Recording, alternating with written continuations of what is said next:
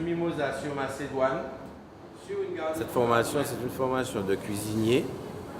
Donc, elle se compose de 4 modules.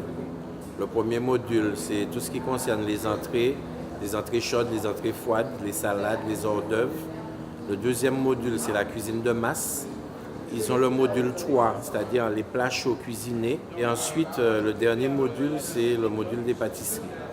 Eh bien, moi, je suis ici parce que j'ai un projet dans la gastronomie et je souhaiterais ouvrir un restaurant plus tard. Donc, comme j'ai déjà le permis d'exploitation et puis l'hygiène, donc je n'ai pas de diplôme dans la cuisine. Donc voilà, je me suis inscrite dans cette formation. L'offre de formation de l'IMFPA s'appuie sur l'observation du marché du travail et de ses perspectives d'évolution. Dans cette optique, l'IMFPA propose des formations qui répondent aux besoins des entreprises. Avec un certain nombre de formations qualifiantes qui permettent effectivement aux usagers qui s'adressent à nous d'obtenir une qualification en moins d'1 an. L'objectif, c'est de faire passer d'un niveau à un autre dans une période de l'ordre de 7 à 8 mois et qui est sanctionné par un titre professionnel. Ce titre professionnel est un sésame pour l'ouverture de carrière ou d'opportunités sur le marché de l'emploi. L'offre de formation de l'IMFPA est extrêmement variée. Elle s'adresse à des publics divers et sur un champ d'action qui est extrêmement large. L'informatique, le tertiaire, le commerce, le tourisme, l'industrie, la gastronomie. Tout un chacun aujourd'hui peut trouver à l'IMFPA une offre qui correspond à sa demande de formation. Donc un demandeur d'emploi peut trouver une réponse à travers des formations que nous lui proposerons dans ces différents domaines.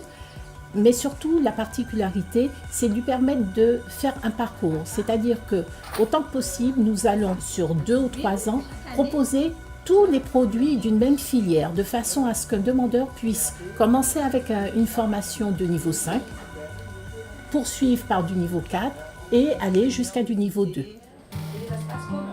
Des formations qualifiantes, adaptées au marché de l'emploi, qui visent à mettre à la disposition des entreprises des collaborateurs qualifiés avec des compétences opérationnelles.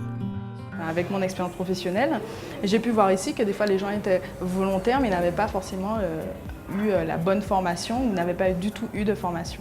Alors effectivement, l'hôtellerie est un métier de passion, ça c'est sûr, mais c'est un métier, il faut vraiment le connaître. D'une manière générale, dans l'hôtellerie, la première chose qu'il faut être, ça c'est sûr, souriant. Si on n'est pas souriant, on aura vraiment du mal. Voilà, il faut être souriant, il faut être avenant et aimer les choses, que les choses soient bien faites, en tout cas, voilà. Il faut savoir parler au moins une langue supplémentaire, voire plus, c'est encore mieux. Donc la formation d'agent d'hôtellerie, qui est une formation qualifiante, voilà, donc de niveau 5, ce qui correspond à un CAP. La toute première chose que j'attends de mes stagiaires, c'est qu'ils soient motivés. Et puis surtout qu'au fur et à mesure, le sourire s'installe de manière vraiment naturelle chez eux. Plus fin que ça, d'accord? En 2017, l'IMFPA propose des parcours de formation et des certifications du niveau 5 CAP au niveau 2 équivalent licence, dans plus d'une vingtaine de secteurs d'activité professionnelle.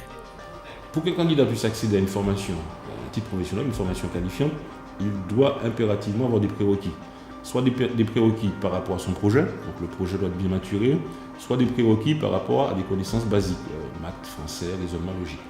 Et si ces candidats, ils ont un manque par rapport à ces prérequis, il existe ce qu'on appelle chez nous des préqualifications qui leur permettent en amont des formations justement de faire cette remise à niveau, leur permettant justement d'avoir tous les prérequis nécessaires à l'entrée en formation.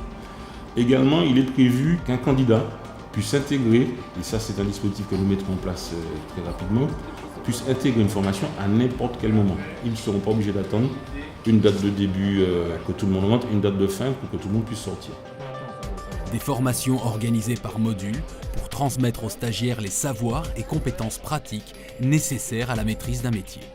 Je suis formateur référent à l'IMFPA pour la formation de conseiller en insertion professionnelle. C'est une formation de niveau 3 de 10 mois qui se déroule en blended learning. Il s'agit d'un mix entre du présentiel et du distanciel. Et en fait, les stagiaires sont à l'IMFPA une fois par semaine et une semaine par mois. pour du face-à-face pédagogique. C'est une formation qui vise à former des professionnels de l'insertion sociale et professionnelle pour les jeunes et les adultes rencontrant des difficultés d'insertion ou de reconversion. Alors, c'est une formation articulée autour de 4 modules et sanctionnée par un titre final professionnel de conseiller en insertion professionnelle. Le premier niveau de qualification. L'IMFPA accorde la priorité aux formations qui conduisent à un accès à l'emploi rapide des stagiaires. Bien sûr, notre ambition finale, c'est l'insertion, puisque tout ce que nous faisons n'a de sens que si cela se traduit par un emploi à la fin. Et bien entendu, le réseau avec lequel nous travaillons, de professionnels, et bien d'entreprises, permet justement d'accompagner ce candidat jusqu'à l'insertion. Les stagiaires sont très motivés. Ils sont très motivés. Je suis très contente et j'espère surtout que ça va durer. Les parcours de formation qualifiants dispensés à l'IMFPA offrent de réels débouchés aux stagiaires et des perspectives d'insertion professionnelle durable.